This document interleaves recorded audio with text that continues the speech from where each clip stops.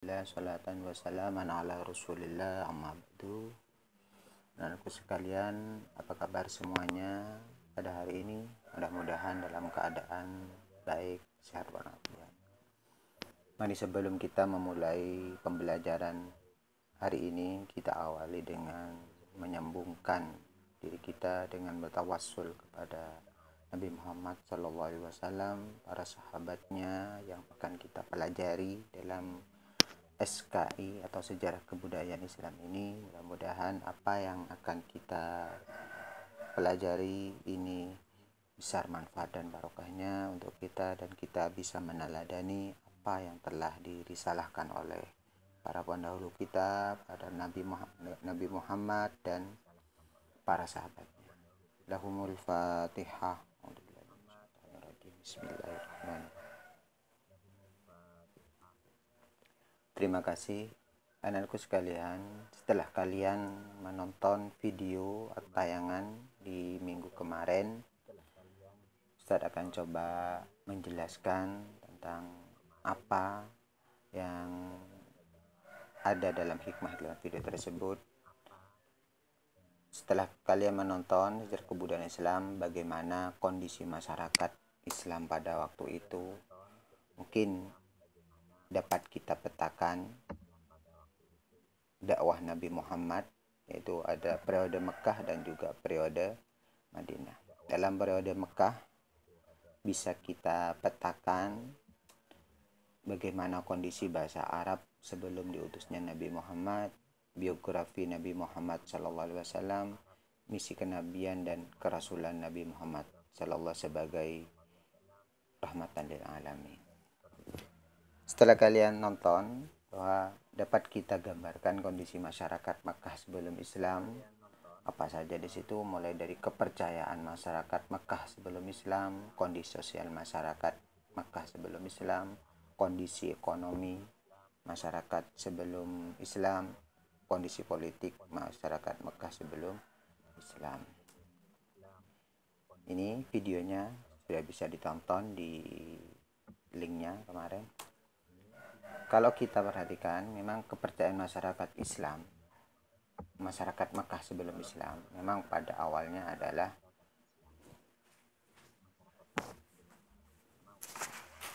mereka mempunyai kepercayaan yang dibawa oleh para pendahulu mereka, yaitu Nabi Ibrahim. Namun setelah terputus meninggalnya oleh putra Nabi Ibrahim, yaitu Nabi Ismail, maka kepercayaan Hanifiyah atau keyakinan yang mengakui keesaan Tuhan ini mulai luntur.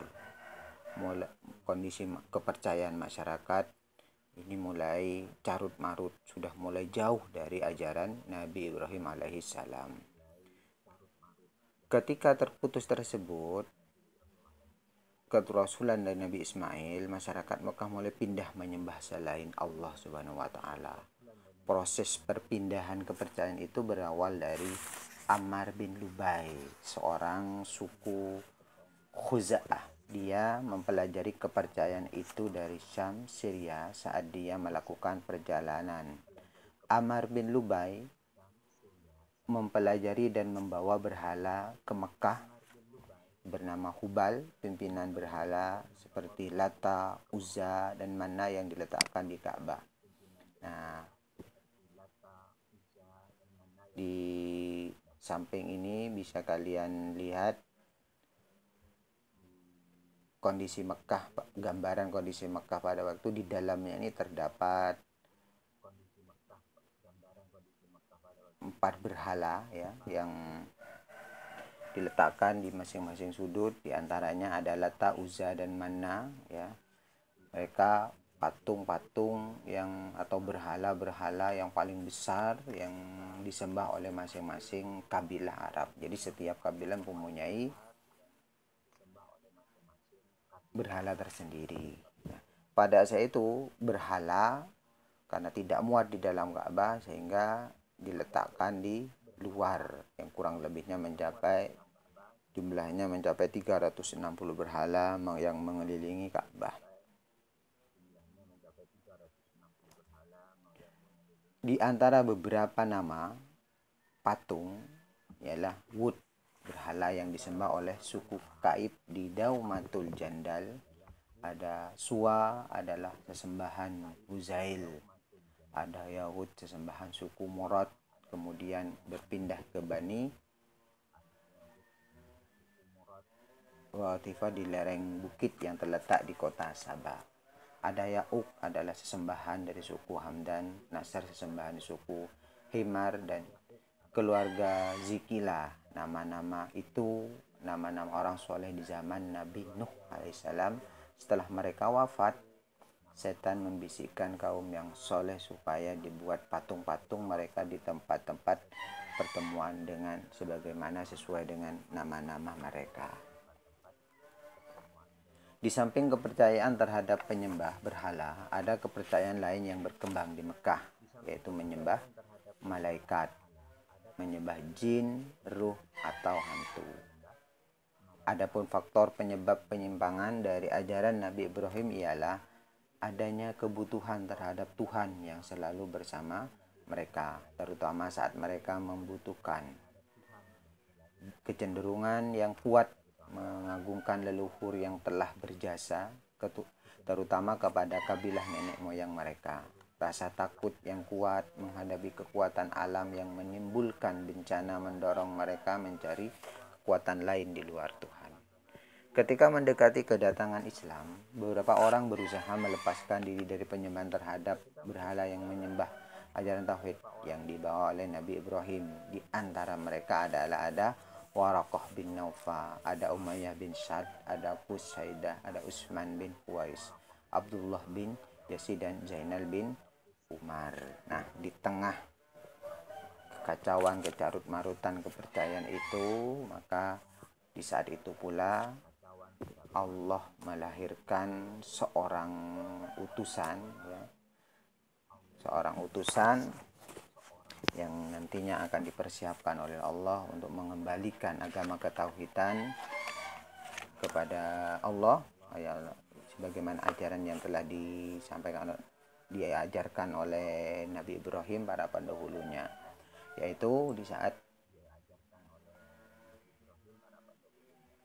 Raja Abraha gagal untuk menghancurkan Mekah. Pada tahun yang sama lahirlah seorang nabi, yaitu Nabi Muhammad, seorang nabi yang namanya sudah tercantum dalam kitab-kitab sebelumnya. Nabi Muhammad adalah manusia biasa, namun dia memiliki banyak kelebihan. Nabi Muhammad adalah seorang yang ummi. Ummi ini adalah seorang yang tidak bisa baca tulis. Nabi Muhammad yang memiliki kepribadian dan akhlak mulia, uswatun hasanah. Nabi Muhammad dilahirkan di Mekah tanggal 12 Rabiul Awal tahun Gajah 571 Masehi. Itu bertepatan ketika Raja Abraha mau menghancurkan Ka'bah dengan pasukan gajahnya yang datang dari luar Arab, tapi digagalkan oleh Allah dengan Allah menurunkan atau mengutus burung ababil yang membawa batu-batu dari neraka, sebagaimana yang terkandung dalam surat Al-Fil. Ibunya bernama Siti Aminah binti Wahab bin Zurrah bin Abdi Manaf. Bapaknya bernama Abdullah bin Abdul Muthalib bin Hashim bin Abdi Manaf bin Qusay hingga Nabi Ismail alaihissalam. Ini adalah silsilah Nabi Muhammad SAW, dimulai dari Nabi Muhammad yang lahir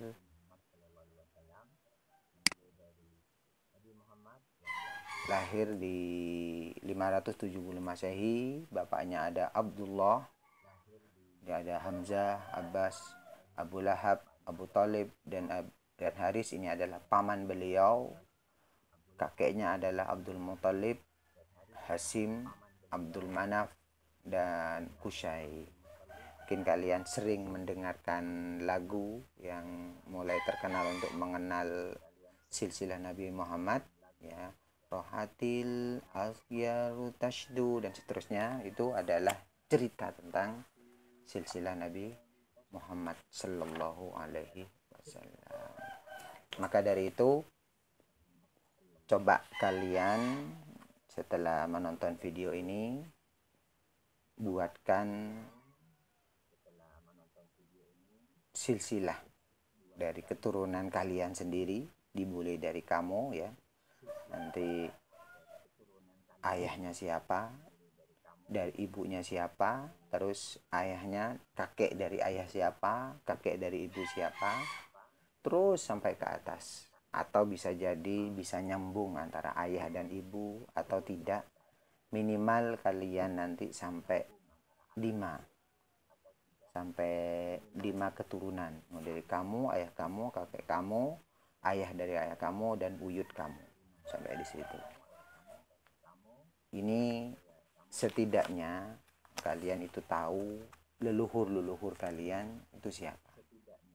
Nah, ini kenapa kok di bangsa Arab itu sampai silsilah seperti ini. Memang salah satu kelebihan dari orang Arab itu adalah ingatannya sangat kuat.